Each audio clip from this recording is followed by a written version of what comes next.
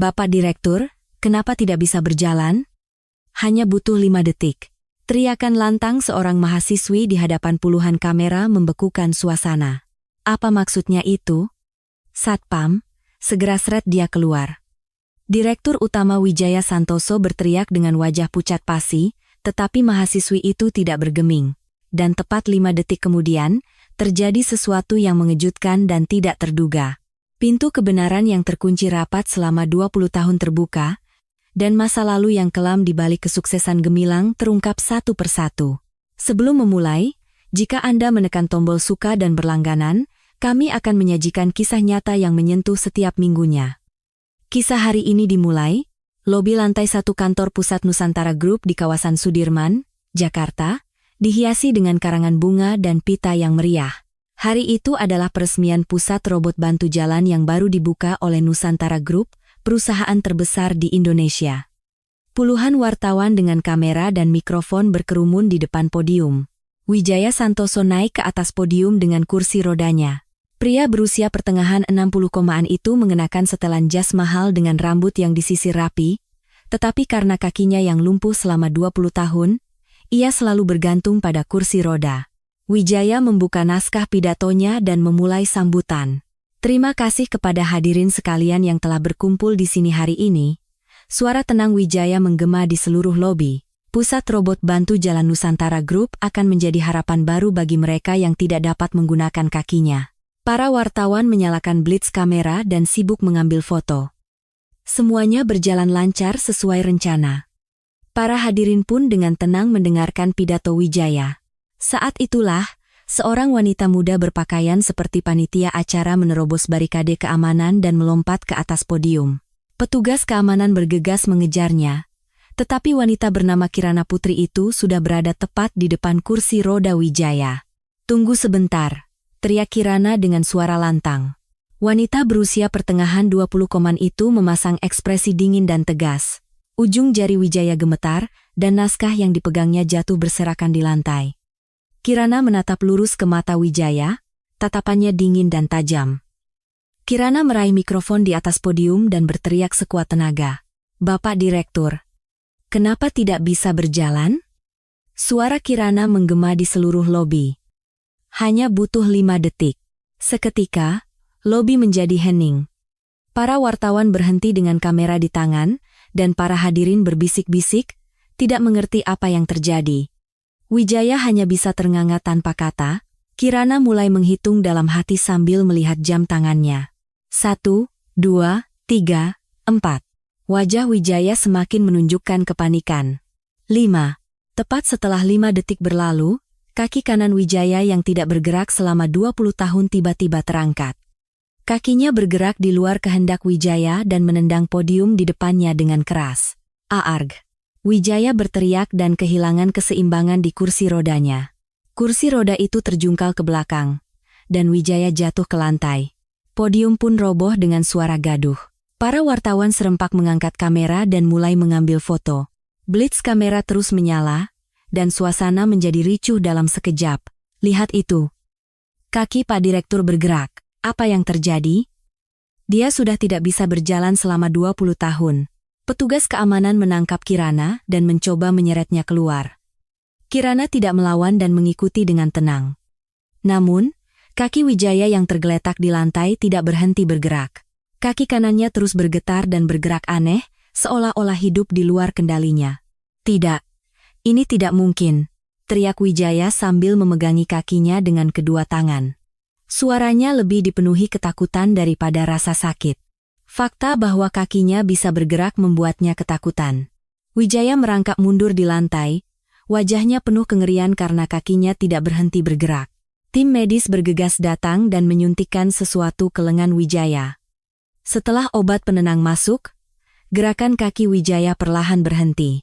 Wijaya terengah-engah menatap langit-langit, keringat dingin membasahi seluruh tubuhnya. Para wartawan mengabadikan setiap momen itu. Kamera siaran langsung menyiarkan kejadian itu secara real-time ke seluruh negeri. Orang-orang yang menonton televisi terkejut dan terus menatap layar.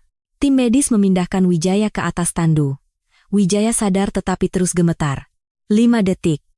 Dia bilang 5 detik. Bagaimana dia tahu? Gumaman Wijaya tertangkap oleh mikrofon. Acara peresmian segera dihentikan. Para hadirin berbisik-bisik. Apa yang dilakukan wanita itu? Jangan-jangan Pak Direktur selama ini berbohong? Dia sudah 20 tahun di kursi roda. Bagaimana mungkin kakinya tiba-tiba bergerak? Kirana, yang digiring oleh petugas keamanan, tidak menunjukkan perubahan ekspresi. Wajahnya tetap dingin dan tegas. Seolah-olah semuanya berjalan sesuai rencana. Internet langsung heboh. Komentar-komentar yang muncul secara real-time memenuhi layar. Jangan-jangan kaki Pak Direktur baik-baik saja? Apa yang dilakukan mahasiswi itu? Jadi kita dibohongi selama 20 tahun? Apa maksudnya 5 detik? Tim Humas Nusantara Group segera mengadakan rapat darurat. Mereka memutar otak untuk menangani insiden ini. Namun, mereka tidak bisa memutar kembali situasi yang sudah disiarkan langsung ke seluruh negeri. Kirana duduk dengan tenang di ruang keamanan. Petugas sedang memeriksa identitasnya. Namamu Kirana Putri? Mahasiswi magang di Nusantara Group? Kirana mengangguk tetapi tidak mengatakan apa-apa. Di kamar rumah sakit, Wijaya menatap langit-langit, tenggelam dalam pikirannya. Fakta bahwa kakinya bergerak terus berputar di benaknya. 5 detik? Kenapa kata-kata itu begitu menakutkan? Wajah Wijaya pucat pasi. Malam itu, berita dipenuhi dengan insiden ini. Direktur Utama Nusantara Group, Wijaya Santoso, tiba-tiba, kakinya bergerak di acara peresmian, mengejutkan publik. Kaki direktur yang lumpuh 20 tahun bereaksi terhadap ucapan seorang wanita. Semua stasiun televisi memberitakan insiden ini sebagai berita besar. Orang-orang penasaran. Apa sebenarnya arti dari 5 detik?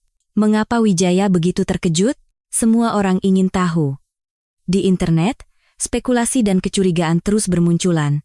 Kirana tersenyum tipis saat keluar dari ruang keamanan. Rencana pertamanya berhasil. Sehari setelah kejadian itu, internet masih ramai. Tim Humas Nusantara Group buru-buru merilis siaran pers. Kaki Bapak Direktur Utama Wijaya Santoso bergerak karena guncangan mendadak yang menyebabkan kejang otot sesaat. Namun, publik tidak percaya. Komentar-komentar di internet terus menunjukkan kecurigaan.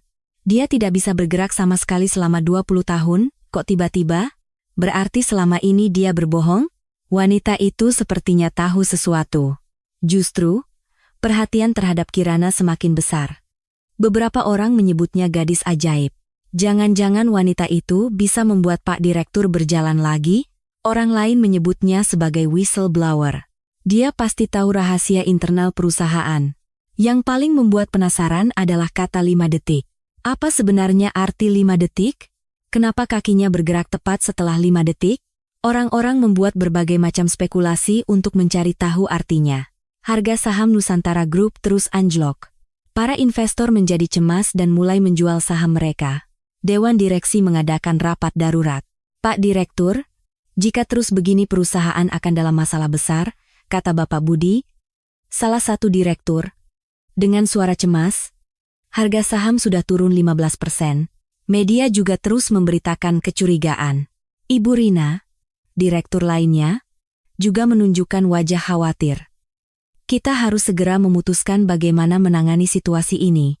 Wijaya duduk di kursi rodanya menatap keluar jendela. Sebenarnya, Wijaya sudah tahu siapa Kirana.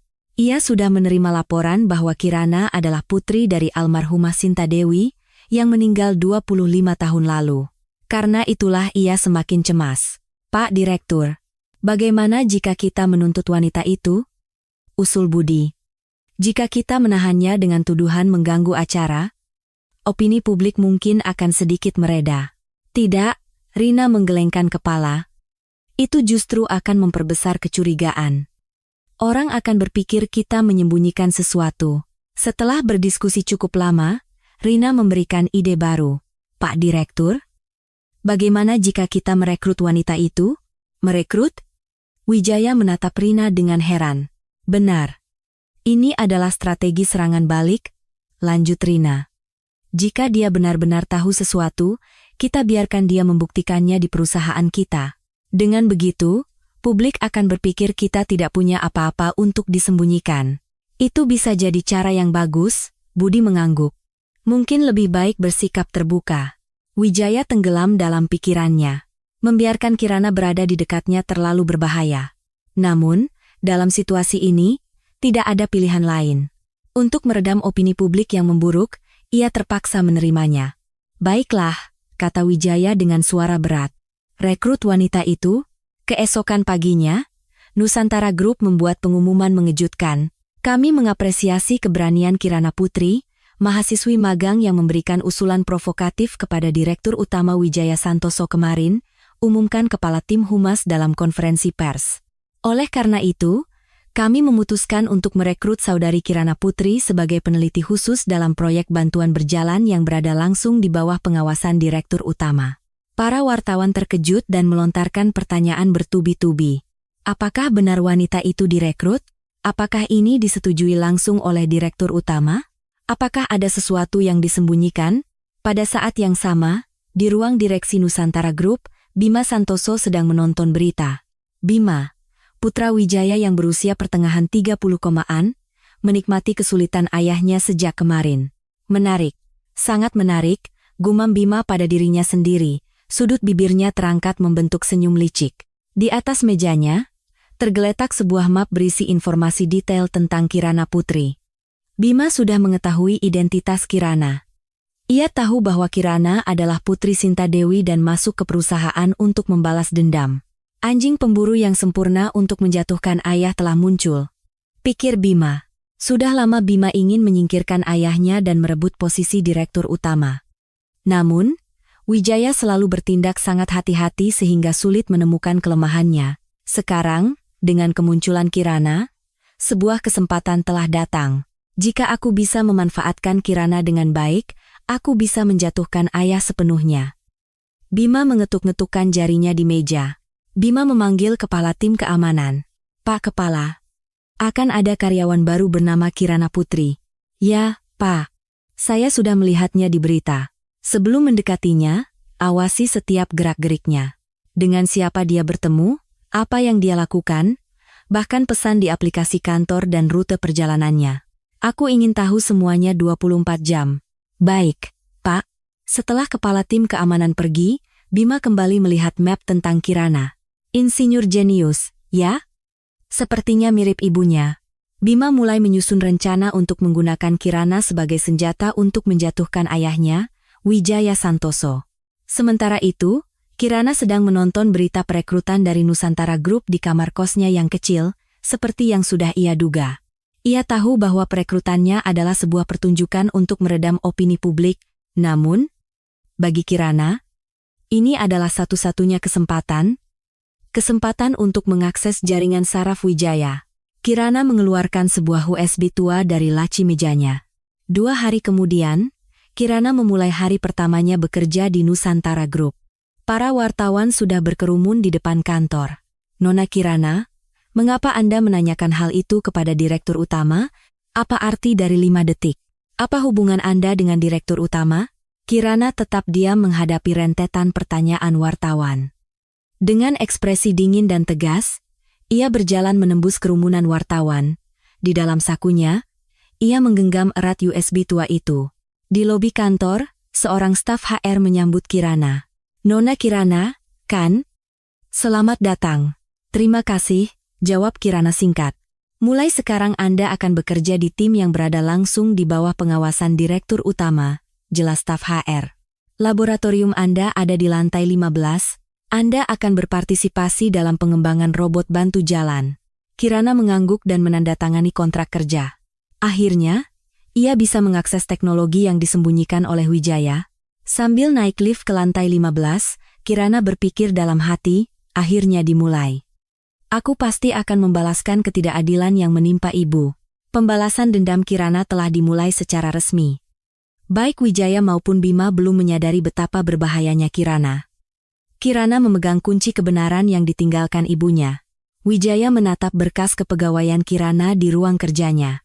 Kirana Putri, 25 tahun, lulusan Teknik Komputer Universitas Indonesia, Ibu, Sinta Dewi. Saat melihat nama Sinta Dewi, tangan Wijaya gemetar. Kenangan 25 tahun yang lalu kembali terbayang di benaknya. Tahun 1999, di sebuah laboratorium Universitas Negeri di daerah, Wijaya, dan Sinta Dewi yang saat itu berusia pertengahan 30-an, bekerja hingga larut malam setiap hari. Mereka adalah teman seangkatan di Pascasarjana sekaligus sepasang kekasih. Wijaya, hari ini gagal lagi? Kata Sinta dengan suara lelah. Layar komputer menunjukkan pesan kesalahan berwarna merah. Tidak apa-apa, Sinta. Suatu saat kita pasti berhasil, hibur Wijaya sambil menepuk pundak Sinta. Teknologi yang kita ciptakan ini akan membuat orang yang tidak bisa berjalan menjadi bisa berjalan. Mereka sedang meneliti teknologi untuk mengirimkan sinyal otak ke otot kaki. Ketika otak memberi perintah berjalan, robot akan menerima sinyal itu dan menggerakkan kaki yang lumpuh. Namun, ada masalah besar. Keterlambatan 5 detik ini tidak bisa digunakan. Sinta menghela napas. Otak memberi perintah berjalan, tetapi kaki baru bergerak 5 detik kemudian.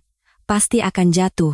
Saat itu, semua tim peneliti mengalami kesulitan dengan masalah ini. Proses komputer membaca dan menafsirkan sinyal otak untuk kemudian dikirimkan ke robot memakan waktu terlalu lama. Keterlambatan 5 detik membuat teknologi ini tidak praktis. Cara konvensional tidak akan berhasil. Sinta mendapatkan ide baru. Bagaimana jika kita mengompres sinyal otak itu sendiri sebelum mengirimkannya? Sinta mulai meneliti metode baru siang dan malam.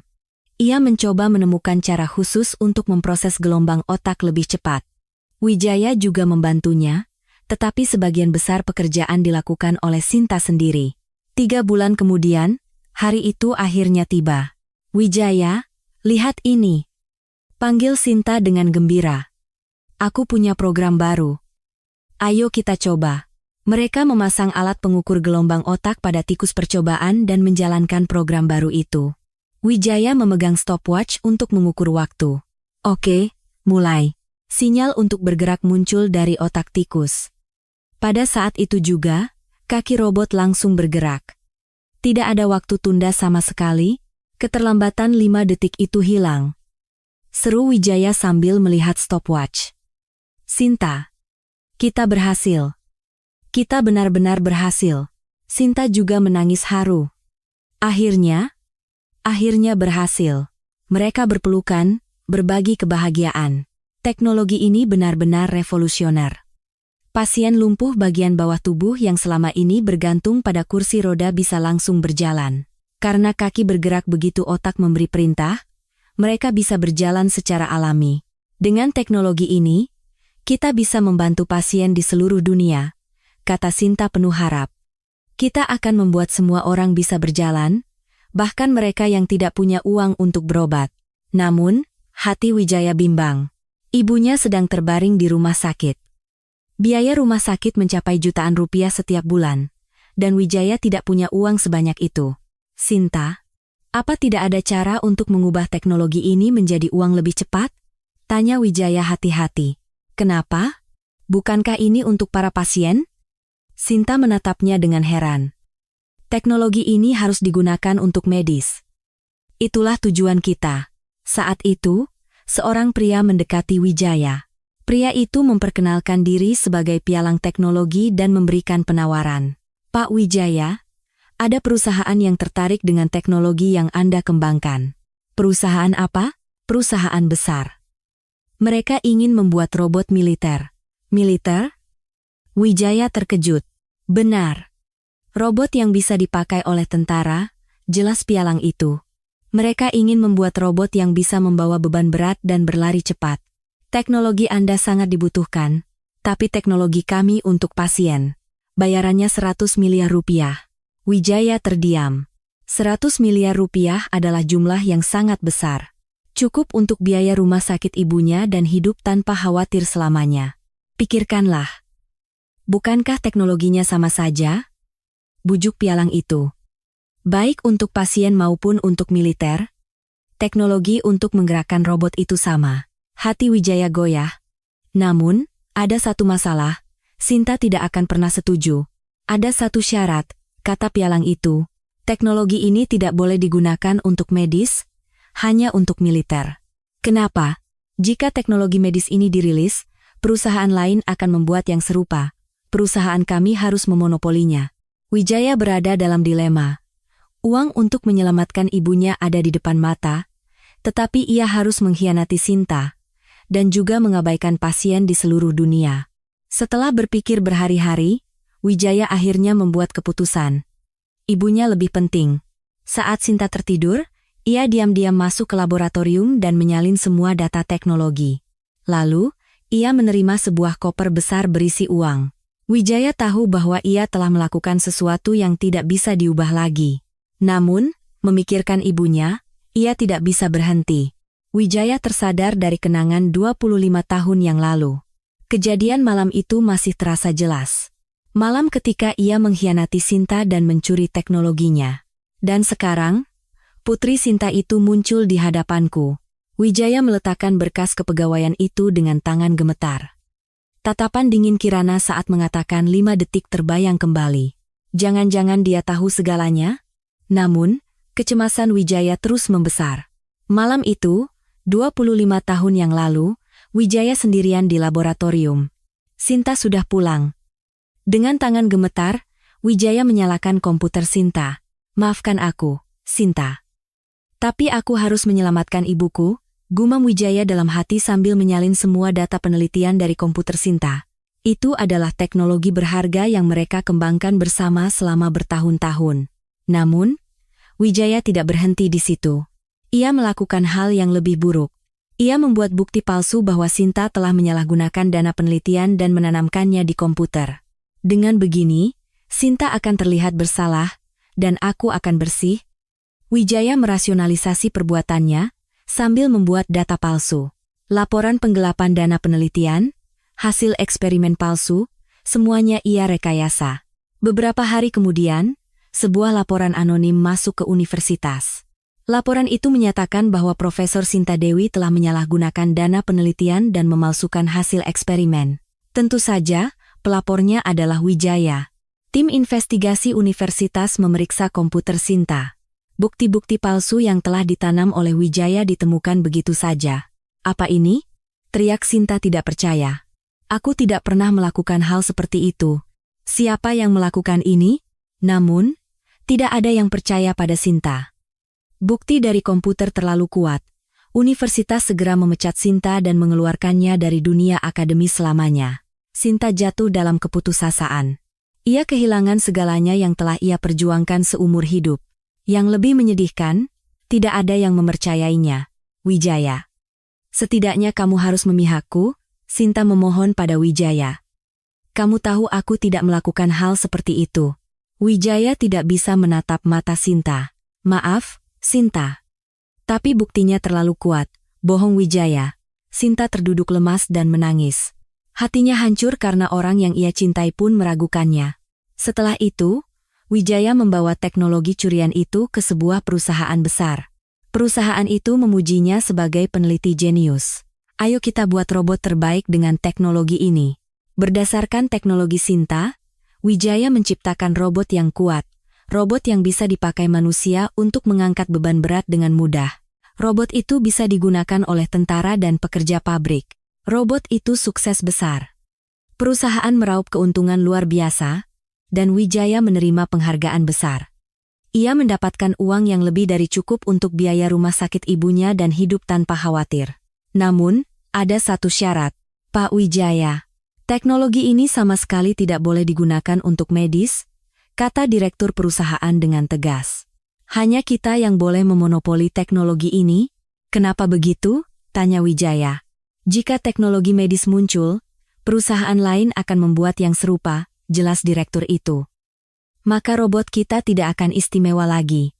Seperti yang tertulis di kontrak, penelitian medis dilarang keras. Wijaya mengangguk. Sejujurnya, ia merasa tidak nyaman. Awalnya, teknologi ini dibuat untuk membantu orang yang tidak bisa berjalan. Namun, ia sudah menerima uang dan menandatangani kontrak. Wijaya bahkan bertugas untuk mencegah penelitian medis. Akhirnya, yang muncul di dunia hanyalah robot pengangkat beban berat. Para pasien yang menggunakan kursi roda tetap tidak bisa berjalan. Dunia yang diimpikan Sinta, di mana semua orang bisa berjalan, terkubur selamanya. 10 tahun kemudian, Wijaya meraih kesuksesan besar di perusahaan.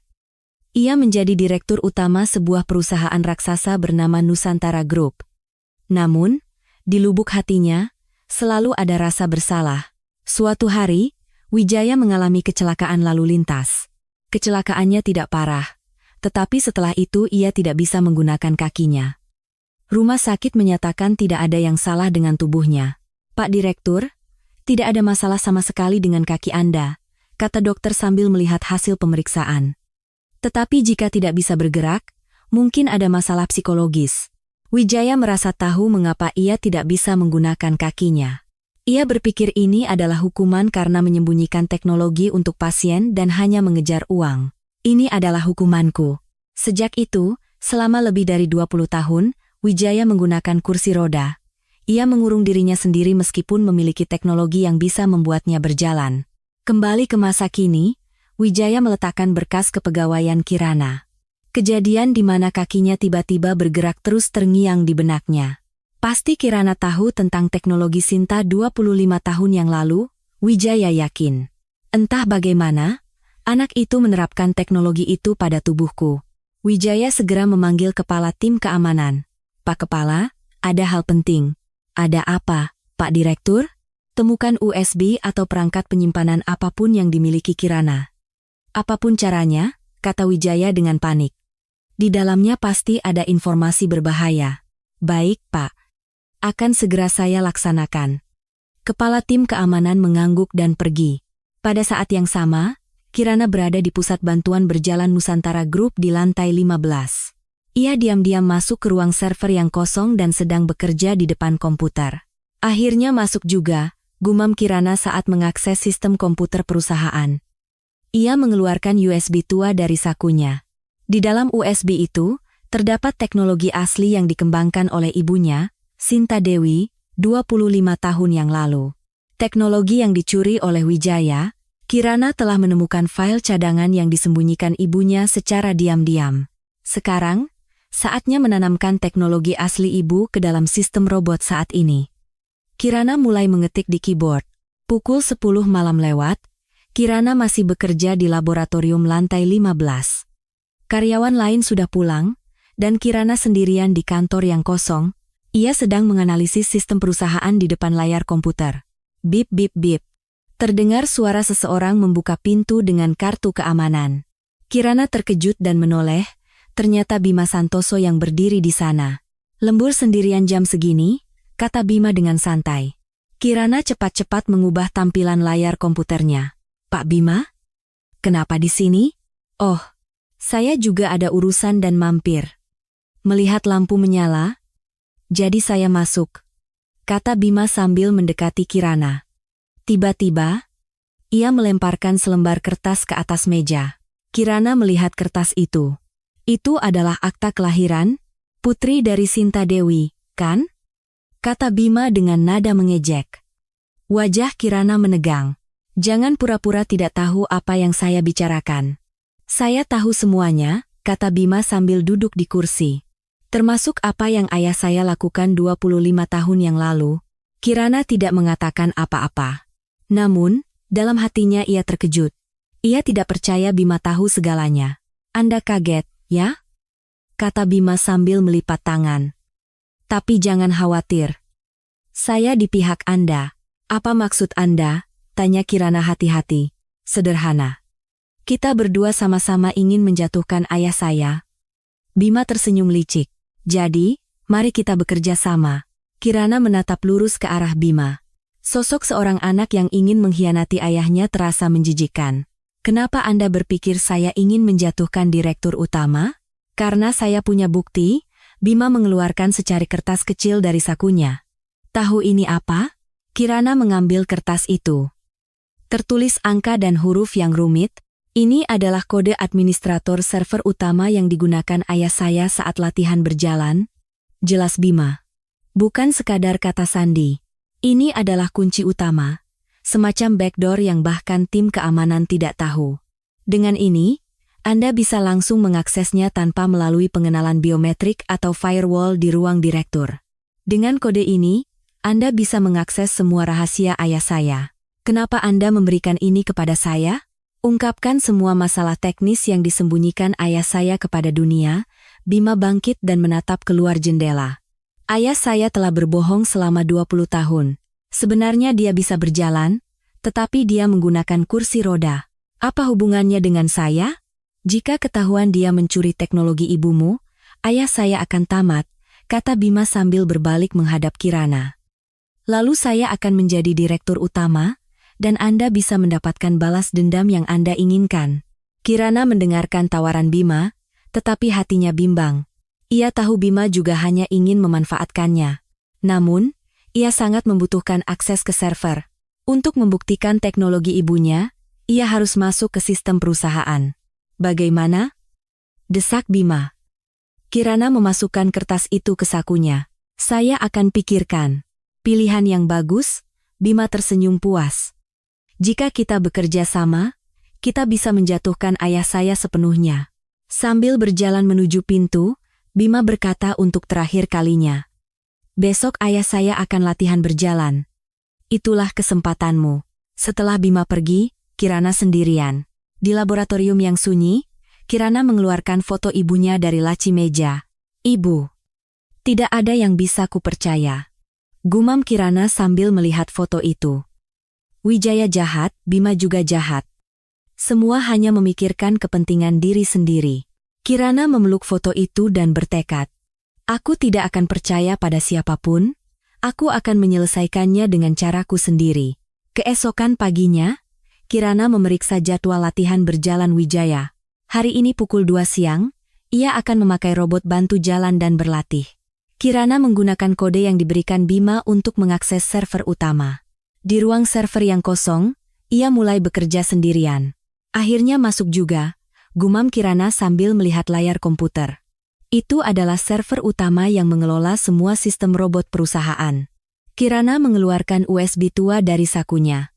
Di dalamnya, terdapat teknologi medis asli yang dikembangkan oleh ibunya, Sinta Dewi, 25 tahun yang lalu.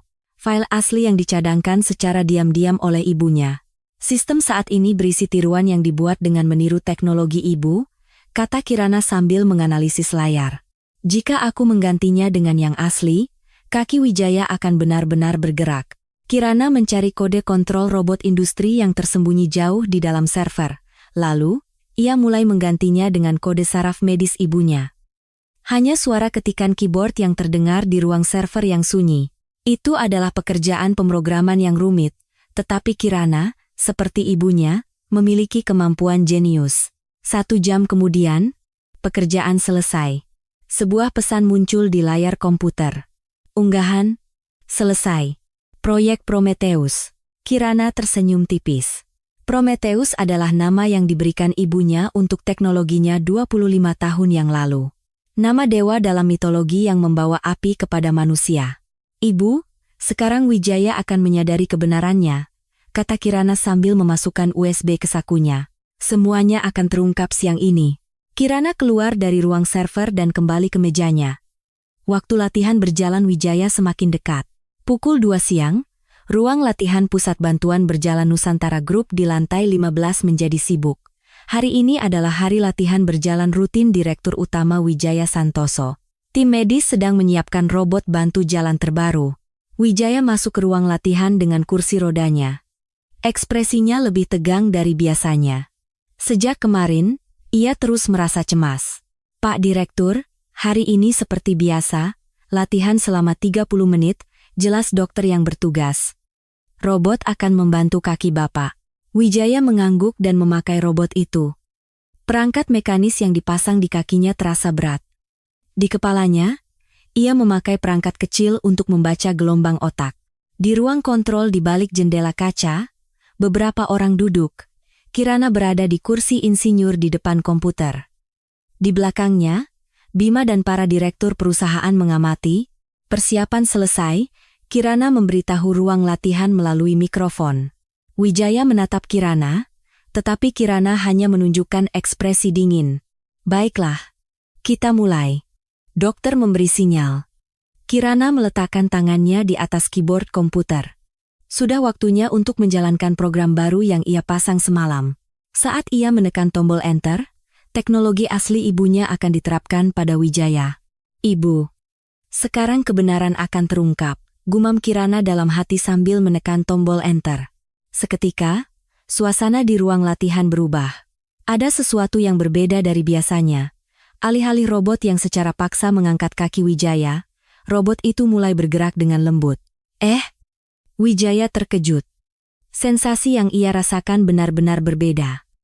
Robot itu membaca gelombang otaknya dengan akurat. Saat Wijaya berpikir untuk berjalan, robot itu langsung merespons. Rasanya seperti kaki aslinya sendiri, bergerak secara alami. Apa ini? Wijaya melangkah maju dengan bingung. Untuk pertama kalinya dalam 20 tahun, ia merasakan sensasi berjalan dengan kehendaknya sendiri.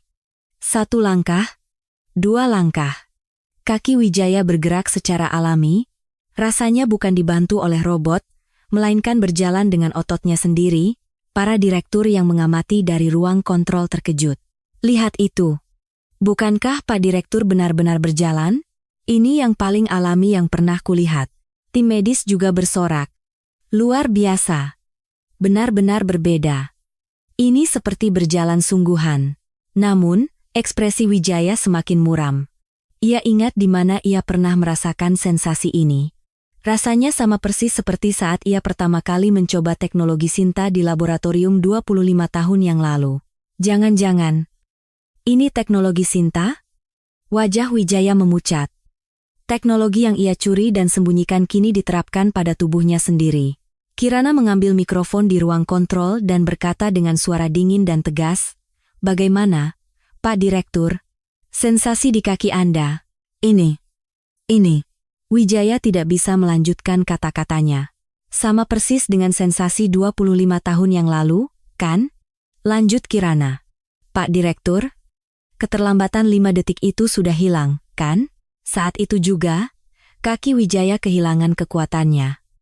Mendengar kata-kata yang sama persis dengan yang diucapkan Sinta 25 tahun yang lalu, semuanya menjadi jelas. Kirana telah menghidupkan kembali teknologi ibunya. Tidak. Wijaya terduduk di tempat. Robot menopang tubuhnya, sehingga ia tidak jatuh ke lantai. Tetapi ia benar-benar kehilangan tenaga. Para direktur di ruang kontrol panik. Pak Direktur, Anda tidak apa-apa? Apa ada yang salah? Bima, yang mengamati dari belakang, tersenyum dalam hati. Sempurna. Ayah benar-benar hancur. Wijaya menyadari bahwa tubuhnya telah menjadi bukti kejahatannya 25 tahun yang lalu. Langkah alami yang ia rasakan saat ini adalah teknologi Sinta. Teknologi yang ia curi dan sembunyikan, semuanya terbongkar, gumam Wijaya dengan putus asa. Kirana menatap Wijaya dari ruang kontrol dengan dingin. Akhirnya, ia merasa sedikit bisa membalaskan ketidakadilan yang menimpa ibunya. Namun, ini baru permulaan. Ternyata teknologi ibu sesempurna ini, pikir Kirana dalam hati. Sangat tidak adil para pasien tidak bisa menggunakan teknologi ini selama 25 tahun. Di ruang latihan, tim medis membantu Wijaya. Pak Direktur, kami akan membawa Anda ke ruang perawatan. Anda tidak apa-apa? Wijaya tidak menjawab. Beban perbuatannya menekan seluruh tubuhnya. Dosa 25 tahun yang lalu akhirnya terungkap ke dunia. Kirana tersenyum tipis sambil melihat layar komputer. Fakta bahwa teknologi ibunya kembali ke dunia sudah cukup berarti. Saat Wijaya terduduk di ruang latihan, Bima yang mengamati dari belakang ruang kontrol bergerak cepat. Seolah telah menunggu saat ini, ia mengirim sinyal yang telah disiapkan sebelumnya. Bip bip bip. Petugas keamanan yang menerima sinyal dari Bima mendobrak pintu ruang kontrol. Semuanya jangan bergerak. Kirana terkejut dan menoleh. Apa yang kalian lakukan? Namun, petugas keamanan tidak menjawab dan secara paksa menarik Kirana dari kursinya. Tangkap orang ini, teriak kepala tim keamanan. Petugas lain dengan cepat mematikan komputer. Tunggu sebentar. Tolong jelaskan apa yang terjadi. Kirana melawan, tetapi petugas keamanan memegangi kedua lengannya hingga ia tidak bisa bergerak. Bima melangkah maju dan berteriak kepada para direktur, hadirin sekalian, baru saja terjadi sesuatu yang mengerikan. Apa yang terjadi? Tanya para direktur dengan bingung. Mahasiswi magang itu telah meretas robot bantu jalan ayah saya, kata Bima sambil menunjuk Kirana. Dia menanamkan program jahat ke dalam sistem untuk merusak robot. Apa? Jadi karena itu Pak Direktur jatuh, Bima menyalakan laptop yang telah ia siapkan. Di layar, muncul file-file komputer yang rumit. Lihat ini, Bima menunjukkan layar itu kepada para direktur. Ini adalah program jahat yang ditanamkan wanita itu ke dalam sistem. Dibuat untuk mencelakai direktur utama. Namun, file-file itu adalah palsu yang telah direkayasa oleh Bima sebelumnya. Bukti palsu yang sama sekali berbeda dengan apa yang sebenarnya dilakukan Kirana. Wanita ini adalah mata-mata industri yang masuk dengan dendam terhadap perusahaan. Bima terus berbohong. Dia sengaja mendekati ayah saya untuk mencelakainya. Para direktur berbisik-bisik. Benarkah begitu? Berarti Pak Direktur dalam bahaya. Di ruang latihan, Wijaya sedang dibantu oleh tim medis. Wijaya tahu bahwa sensasi di kakinya tadi adalah nyata. Teknologi Sinta 25 tahun yang lalu telah hidup kembali dengan sempurna. Namun, ia hanya bisa menyaksikan putranya memutarbalikkan situasi. Apa yang dilakukan Bima? Bima terus memberikan penjelasan palsu. Insiden ini membuktikan bahwa keamanan perusahaan kita benar-benar telah ditembus. Ini semua karena manajemen ayah saya yang tidak becus. Ayah sekarang dalam keadaan syok dan bingung. Bima meyakinkan para direktur, kita harus membawanya ke ruang perawatan dan membiarkannya beristirahat dengan cukup. Tim medis menaikkan Wijaya ke kursi roda dan membawanya ke ruang perawatan. Sambil pergi, Wijaya terus menoleh ke arah ruang kontrol. Tetapi ia tidak bisa mengatakan apa-apa. Serahkan wanita itu ke polisi sekarang juga. Perintah Bima kepada kepala tim keamanan. Saya akan menuntutnya atas tuduhan spionase industri dan percobaan pencelakaan direktur utama. Saat diseret pergi, Kirana berteriak, ini jebakan. Bima yang memberikan saya kode akses. Namun, tidak ada yang percaya pada Kirana. Beberapa jam kemudian, berita meledak di media. Mata-mata industri menyusup ke Nusantara Group, mencoba mencelakai direktur utama. Karyawan penuh dendam meretas robot bantu jalan dan menyerang direktur utama. Direktur utama yang lumpuh 20 tahun terancam oleh peretasan jahat karyawan. Semua stasiun televisi memberitakan insiden ini sebagai berita besar. Kirana dituduh sebagai orang jahat. Di sel tahanan yang dingin, Kirana duduk sendirian. Baru sekarang ia menyadari rencana Bima yang sebenarnya. Ternyata sejak awal dia berencana memanfaatkanku. Bima memberikan akses, membantu dengan ramah, semuanya adalah jebakan. Rencananya adalah menjebak Kirana sebagai peretas untuk menjatuhkan ayahnya juga. Keesokan harinya, Bima mengadakan rapat Dewan Direksi Darurat. Insiden ini menunjukkan bahwa keamanan perusahaan kita berantakan. Ini semua karena kesalahan manajemen ayah saya. Kita harus mengadakan rapat umum pemegang saham luar biasa untuk merombak manajemen. Bima meyakinkan para direktur, ayah tidak lagi pantas menduduki kursi direktur utama. Para direktur mulai setuju dengan perkataan Bima. Kebobolan keamanan perusahaan jelas merupakan masalah besar. Saat itu, seorang pria mendatangi Kirana di tahanan. Pria berusia pertengahan 40-an itu, tampak biasa saja. Selamat siang, Nona Kirana. Saya pengacara publik, Budi Hartono, Pak Pengacara. Kirana menatap Budi dengan putus asa. Saya benar-benar tidak melakukan hal yang salah. Bima yang menjebak saya. Mari kita urutkan situasinya. Budi mengeluarkan buku catatannya.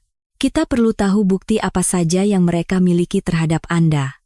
Pak Pengacara, jangan periksa komputer saya, kata Kirana dengan suara memohon. Kenapa? Tolong ajukan permintaan untuk menyita mainboard robot bantu jalan, bukan komputer saya, kata Kirana dengan tegas. Disitulah bukti sebenarnya berada, mainboard robot? Budi tampak heran. Ya.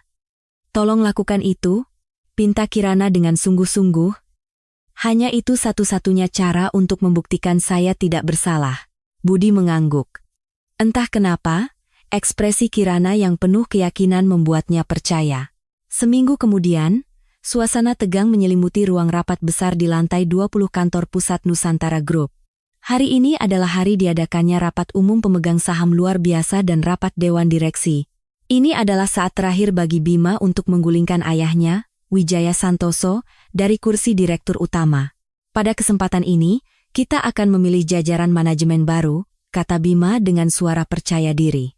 Insiden keamanan minggu lalu adalah bukti nyata ketidakmampuan manajemen saat ini. Di salah satu sudut ruang rapat, Wijaya duduk di kursi rodanya.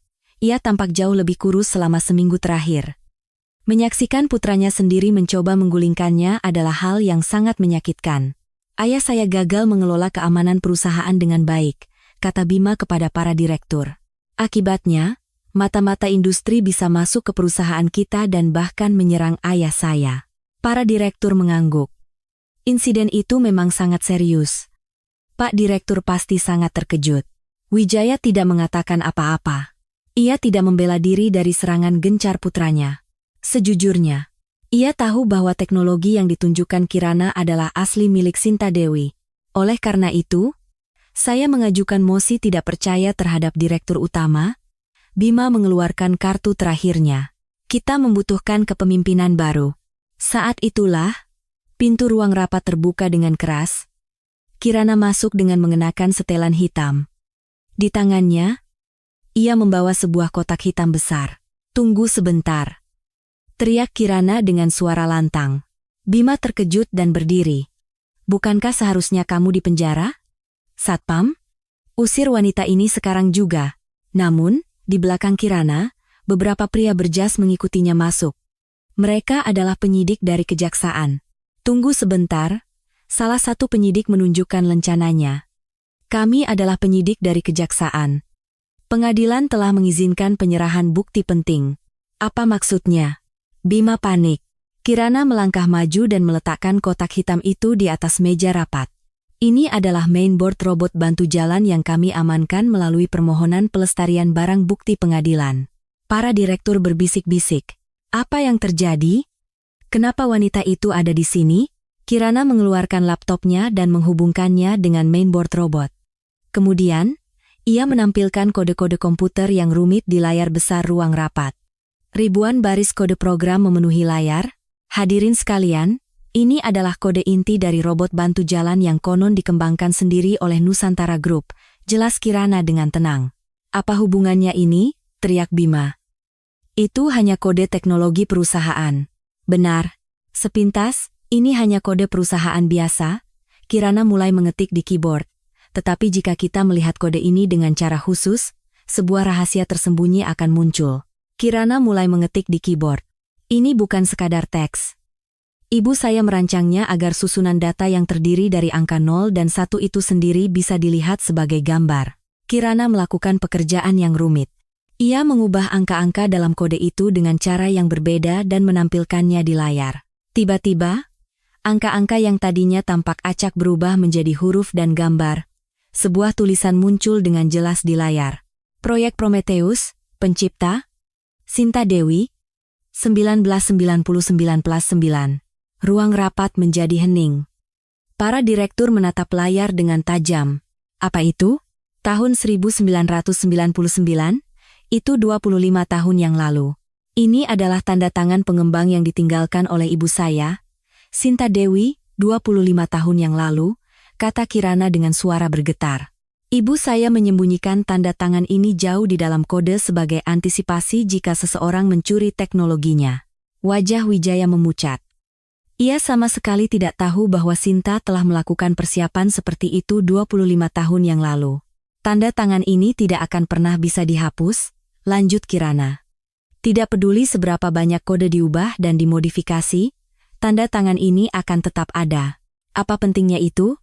Teriak Bima marah. Itu hanya catatan lama. Tidak, kata Kirana sambil menatap lurus ke arah Wijaya. Teknologi ini diciptakan oleh ibu saya. Dan orang yang telah mencegah pasien menggunakan teknologi ini selama 25 tahun adalah Direktur Utama Wijaya Santoso. Kejutan menyebar di ruang rapat. Para direktur saling berpandangan dan berbisik. Jadi, teknologi perusahaan kita sebenarnya milik orang lain? Apa yang terjadi 25 tahun yang lalu? Direktur Utama Wijaya Santoso telah mengkhianati ibu saya dan mencuri teknologinya, Kirana menyatakan untuk terakhir kalinya. Dan ia hanya menggunakan teknologi itu sebagai alat untuk mencari uang. Pasien yang sebenarnya membutuhkan tidak bisa menggunakan teknologi ini selama 25 tahun. Wijaya menundukkan kepalanya. Ia tidak bisa lagi menyembunyikan atau membela diri. Saatnya telah tiba, perbuatannya 25 tahun yang lalu akhirnya terungkap ke dunia. Kirana merasa sedikit lega karena ketidakadilan yang menimpa ibunya akhirnya terbalaskan. Namun, ia tahu ini belum berakhir. Setelah Kirana mengungkapkan tanda tangan digital ibunya, ruang rapat menjadi sunyi senyap. Para direktur saling memandang, terkejut, tidak ada yang menyangka kebenaran 25 tahun yang lalu akan terungkap sejelas ini. Pak Direktur, apa ini benar? Tanya Budi dengan suara bergetar. Apakah teknologi perusahaan kita memang milik orang lain?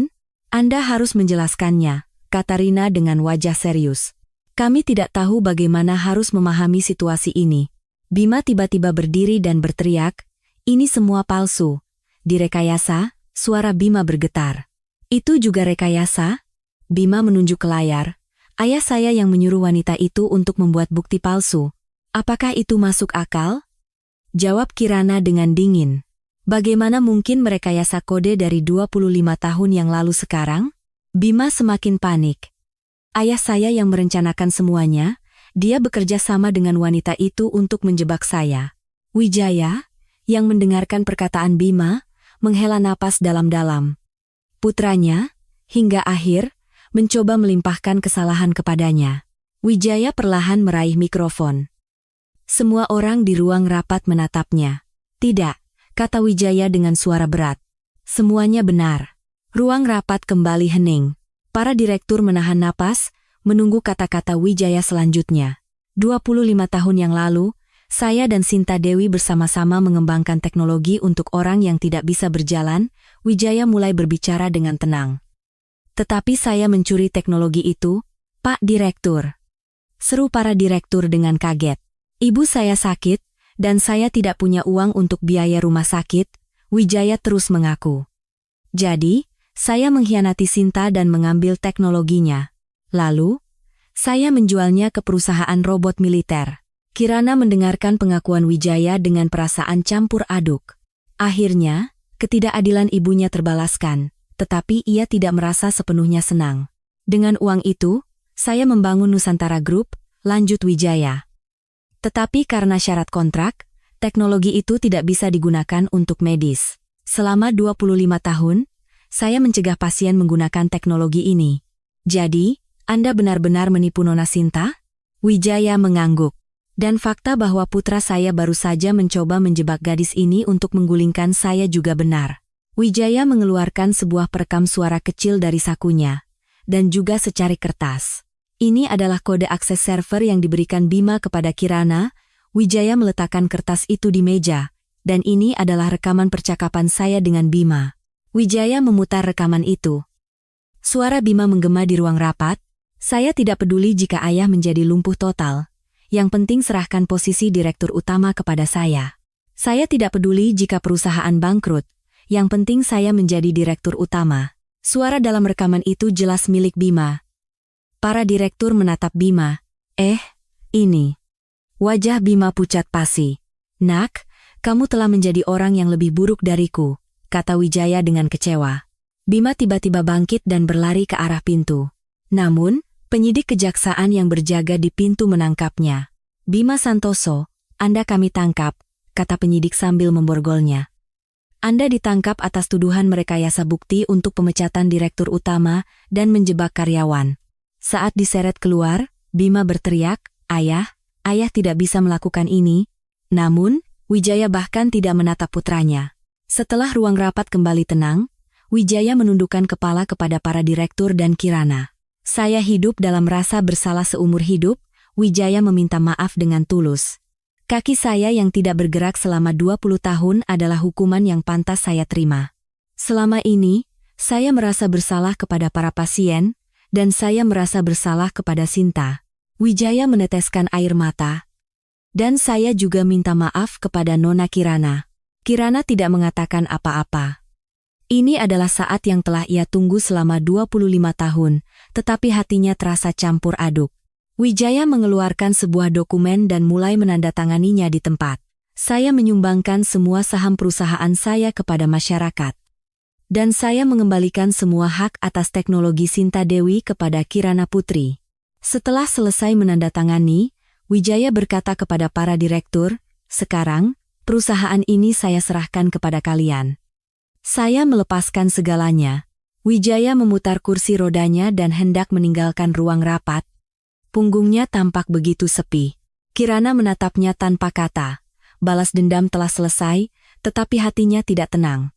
Senang karena teknologi ibunya bisa kembali ke dunia, tetapi hasilnya menyakiti begitu banyak orang. Wijaya menoleh sekali di depan pintu. Matanya bertemu dengan Kirana, tetapi ia tidak mengatakan apa-apa. Lalu, ia menghilang di balik pintu dengan tenang. Di ruang rapat tempat semua kebenaran terungkap, hanya keheningan yang tersisa. 2 tahun telah berlalu sejak insiden itu. Nusantara Group telah berubah total. Setelah Wijaya mengundurkan diri, para profesional mengambil alih perusahaan. Perubahan terbesar adalah berdirinya Pusat Bio Sinta Dewi. Pusat ini, yang didirikan dengan uang donasi dari Wijaya, memiliki gedung besar di pusat kota Jakarta. Di depan gedung, berdiri patung dengan nama Sinta Dewi terukir di atasnya. Kirana menjadi kepala pusat ini. Meskipun masih muda, berusia 26 tahun, tidak ada yang menganggapnya aneh. Ia adalah orang yang paling memahami teknologi ibunya. "Kirana, ada kabar baik hari ini?" Seorang staf membawa laporan kepada Kirana. 100 pasien di Afrika yang menggunakan robot berjalan kita semuanya sudah bisa berjalan. Benarkah? Kirana tersenyum cerah. Kalau begitu, sekarang sudah lebih dari 5.000 pasien di seluruh dunia yang bisa berjalan kembali. Tujuan Kirana sederhana, mewujudkan impian ibunya, Sinta Dewi, yaitu dunia di mana semua orang bisa berjalan. Karena itu, ia membuat robot berjalan dengan harga sangat murah dan membagikannya kepada pasien miskin di seluruh dunia. Tidak boleh ada lagi orang yang tidak bisa berjalan karena tidak punya uang. Adalah kata-kata yang sering diucapkan Kirana kepada stafnya. Kita harus memastikan teknologi ibu benar-benar bisa membantu semua orang. Dunia di mana orang-orang yang menggunakan kursi roda tidak lagi harus menyerah untuk berjalan karena masalah uang perlahan-lahan terwujud. Bagi Kirana, mendengar kabar pasien bisa berjalan kembali setiap hari adalah kebahagiaan terbesarnya. Sementara itu, di sebuah desa terpencil jauh dari Jakarta, terdapat sebuah panti jompo kecil, di sanalah Wijaya tinggal dengan tenang. Meskipun telah kehilangan semua hartanya dan hidup sebatang kara, ia tidak mengeluh. Setiap pagi pukul 6, Wijaya pergi ke lapangan di belakang panti, untuk berlatih berjalan. Ia ingin berjalan dengan kekuatannya sendiri, tanpa bantuan robot. "Semangat, Pak Wijaya." Seorang perawat menyemangatinya. "Sudah ada kemajuan, Leho." Wijaya berpegangan pada palang sejajar dan berdiri. Keringat membasahi seluruh tubuhnya. Membangun kembali otot kaki yang tidak digunakan selama lebih dari 20 tahun adalah hal yang sangat sulit. 1 langkah, 2 langkah. Wijaya melangkah maju perlahan, namun, pada langkah ketiga, ia kehilangan keseimbangan dan jatuh. Aduh! Wijaya terjatuh, tetapi tidak menyerah. Ia bangkit kembali dan berpegangan pada palang. Ia jatuh dan bangkit berulang kali. Terkadang, rasanya begitu sulit hingga ia ingin menangis. Namun, Wijaya terus mencoba. Suatu sore di musim semi yang cerah. Setelah selesai bekerja, Kirana mengendarai mobil dan tiba-tiba teringat panti tempat Wijaya berada. "Bagaimana kabarnya, ya?" Kirana memutar mobilnya dan menuju panti di pedesaan itu. Balas dendam telah berakhir, tetapi ia masih penasaran. Apakah Wijaya benar-benar menyesal?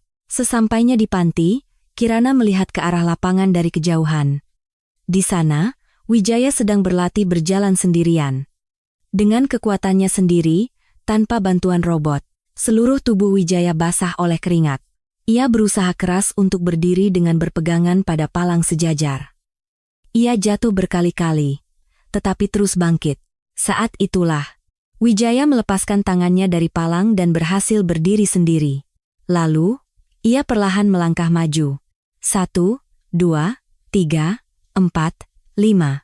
Tepat selama 5 detik, Wijaya bisa berdiri dengan kekuatannya sendiri. Tanpa robot, tanpa palang sejajar, hanya dengan tekadnya, berhasil, gumam Wijaya dengan suara pelan. Air mata mengalir di pipinya. Kirana, yang melihatnya, juga meneteskan air mata. Dengan teknologi yang diciptakan ibunya 25 tahun yang lalu, orang bisa langsung berjalan, tetapi langkah Wijaya saat ini terasa lebih berharga. Itu adalah hasil dari penyesalan dan usaha yang tulus. Kirana tidak mendekati Wijaya. Sebaliknya, ia diam-diam berbalik dan meninggalkan panti. Dalam hati, ia mengucapkan salam kepada ibunya. Ibu, sekarang semuanya sudah berakhir. Teknologi ibu telah membantu pasien di seluruh dunia. Dan Wijaya juga benar-benar menyesal. Dalam perjalanan pulang, Kirana berpikir. Ia menyadari bahwa keajaiban sejati bukan diciptakan oleh mesin atau teknologi, melainkan datang dari hati seseorang yang mengakui kesalahannya dan ingin memulai kembali. Momen Wijaya berdiri sendiri selama 5 detik lebih hebat dari teknologi ibunya. Di dalam 5 detik itu, terkandung rasa bersalah selama 25 tahun dan penyesalan yang tulus. Menjelang senja, surat-surat terima kasih dari pasien yang bisa berjalan kembali tiba di pusat Biosinta Dewi. Sambil membaca surat-surat itu, Kirana berkata kepada foto ibunya, "Ibu, dunia yang kita impikan perlahan-lahan terwujud. Demikianlah, keajaiban 5 detik terus berlanjut dengan makna baru. Bukan dengan kekuatan teknologi, melainkan dengan hati dan tekad manusia." Kebenaran yang tersembunyi selama 25 tahun akhirnya terungkap ke dunia. Kisah yang dimulai dengan pengkhianatan Wijaya berakhir dengan keadilan yang ditegakkan melalui balas dendam berani Kirana. Namun, kemenangan sejati bukanlah balas dendam itu sendiri, melainkan terwujudnya impian Sinta Dewi, yaitu dunia di mana semua orang bisa berjalan. Wijaya kehilangan segalanya, tetapi dalam proses itu, ia menyadari arti pertobatan yang sesungguhnya. Ia menyadari betapa berharganya satu langkah yang diambil dengan kekuatannya sendiri, tanpa bantuan robot. Kemajuan teknologi memang penting, tetapi yang lebih penting adalah dengan hati seperti apa teknologi itu digunakan. Warisan yang ditinggalkan Sinta Dewi bukan sekadar teknologi, melainkan hati yang hangat untuk semua orang. Keajaiban yang terkandung dalam waktu singkat 5 detik terus berlanjut, bersama dengan orang-orang yang kembali melangkah di seluruh penjuru dunia. Suka dan berlangganan akan menjadi kekuatan besar dalam menciptakan cerita yang lebih baik, dan beritahu kami di komentar dari mana Anda menonton. Terima kasih banyak telah menonton hari ini,